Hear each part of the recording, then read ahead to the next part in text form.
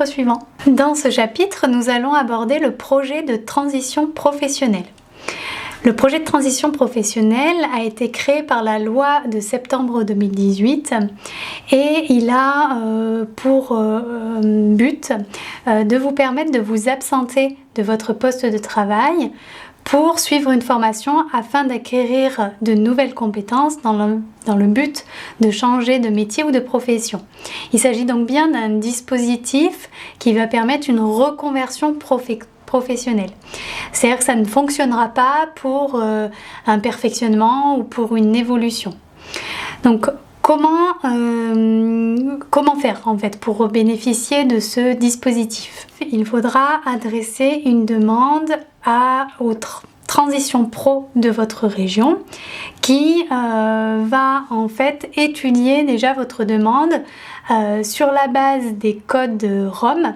Donc c'est en fait le répertoire métier, des fiches métiers qui ont été éditées par le Pôle emploi et qui vont leur servir de base afin d'identifier l'écart qu'il y a entre votre métier actuel et le métier visé par votre projet professionnel.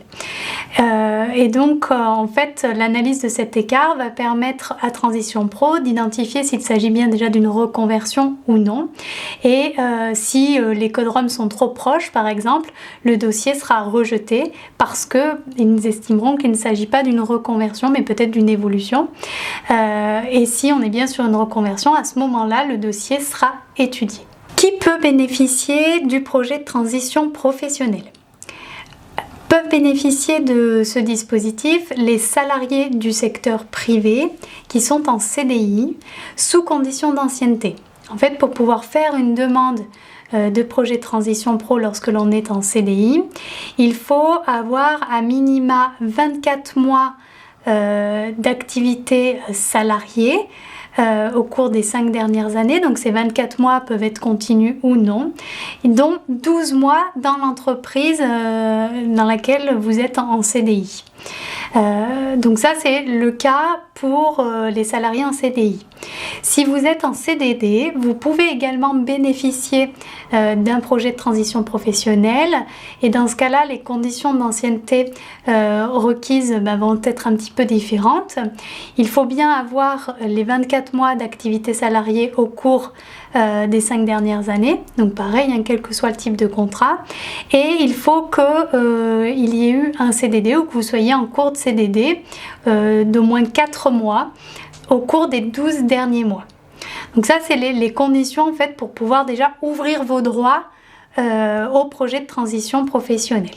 Pour les CDD, il faut savoir que certains contrats n'ouvrent pas droit au projet de transition professionnelle, donc notamment le contrat d'apprentissage, contrat de professionnalisation, qui sont des contrats en fait d'alternance et qui peuvent être des CDD, mais qui dans ces cas-là en fait n'ouvrent pas droit au projet de transition professionnelle. Je vous le disais tout à l'heure, en fait, Transition Pro va étudier votre dossier. Donc il y a des commissions en fait qui se réunissent régulièrement pour étudier les différents dossiers de demande de prise en charge. Et si votre dossier est recevable et accepté, le Transition Pro financera à la fois les coûts pédagogiques de la formation, alors avec des plafonds en fait qui peuvent être différents d'un transition pro à l'autre, donc je vous renverrai vers le site internet du transition pro de votre région afin de vérifier en fait les plafonds de prise en charge. Donc ils vont à la fois prendre en charge le coût pédagogique de la formation, mais également votre rémunération, en sachant que là encore, le taux de prise en charge de votre rémunération va dépendre d'un certain nombre de critères, notamment, alors si vous avez un salaire inférieur à 2 fois le SMIC, la prise en charge du salaire va être de 100%. En revanche, si votre salaire est supérieur à 2 fois le SMIC, la prise en charge sera alors moins importante. Elle pourra être de 60% ou à 80%. 90% en fonction des cas.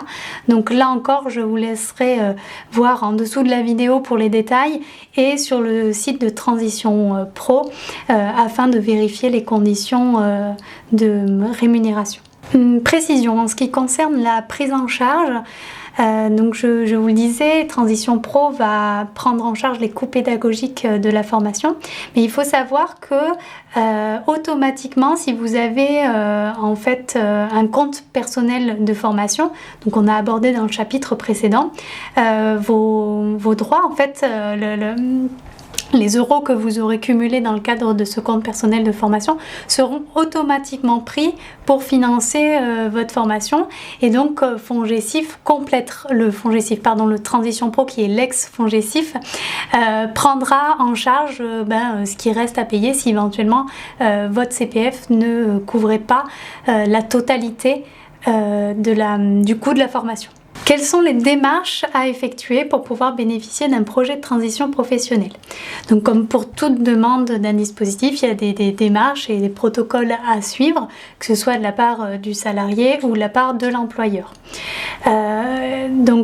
Pour un salarié, il convient de faire une demande d'autorisation faite par écrit à l'employeur avec accusé de réception. Et de s'y prendre relativement à l'avance. Donc il y a des délais qui sont précis que je vous laisserai retrouver dans votre cours sous la vidéo. Et moi ce que je vous conseille, c'est vraiment de vous y prendre minimum 6 mois avant le début de votre formation pour faire toutes ces démarches là, puisque c'est quand même relativement long dans la mise en place. Et en tant qu'employeur, il y a aussi là encore des délais à respecter.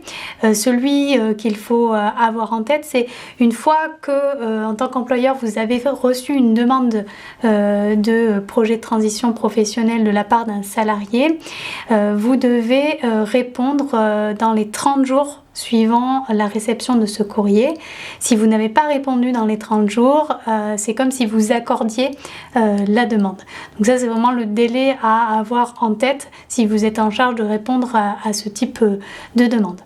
L'autre point à savoir, si vous êtes du côté des RH notamment, c'est que vous ne pouvez pas refuser à proprement dit une demande d'un projet de transition professionnelle d'un salarié, alors sauf s'il ne répond pas aux critères d'éligibilité, mais sinon s'il répond aux critères d'éligibilité, vous ne pouvez pas refuser une demande, vous pouvez tout au plus la reporter de 9 mois maximum. Et pour le report, c'est-à-dire si vous demandez à votre salarié de reporter son projet de formation, il faut motiver finalement ce report, pourquoi vous souhaitez qu'il reporte, et vous avez seulement 3 motifs qui peuvent être valables. Le premier, c'est que l'absence du salarié pourrait nuire au bon fonctionnement de l'entreprise. Le deuxième motif est que il y a déjà trop de salariés absents sur cette même période. Et le troisième motif, c'est que vous avez déjà plus de 2% de l'effectif qui est parti pour le motif de projet de transition professionnelle. Donc voilà les motifs principaux qui vous permettraient de demander un report de projet à vos salariés.